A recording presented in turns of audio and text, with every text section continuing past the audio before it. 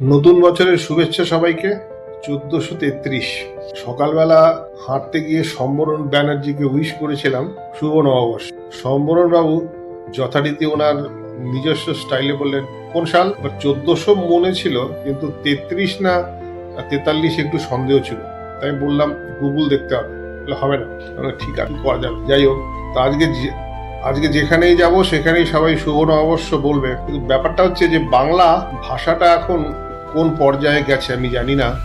আমার তো যথেষ্ট সন্দেহ আছে যে বাংলা নিয়ে মাথা ব্যথা আদৌ কারু আছে কিনা। দেশ পত্রিকাতে গল্প লিখেছিলাম, 2টো না 3টে গল্প আমার ছাপা হয়েছে, সানন্দাতেও ছাপা হয়েছে। গুটি 10 লোকজন ছাড়া কেউ পড়েনি।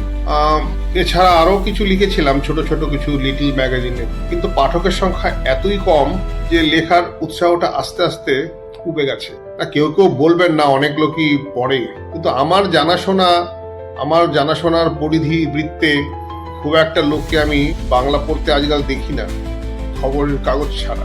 এটার জন্য আমরাই হয়তো দায়ী। ছেলে মেয়েদের ইংরাজি স্কুলে পাঠিয়েছি, ওরা ইংরেজি মিডিয়ামে পড়াশোনা করে অবশ্যই ওরা বাংলা এখন বেশিরভাগই পড়তেই পারে না, বা কেউ হয় যদি পড়তে পারে সে এমন ঠেকে ঠেকে পড়ে যে খুব দুঃখ হয় দেখি। কবে একবার একটা ফেসবুক পোস্ট করেছিলাম বাংলা ভাষা নিয়ে, এখন মনে নেই লাইনগুলো, এখন আমার মনে নেই।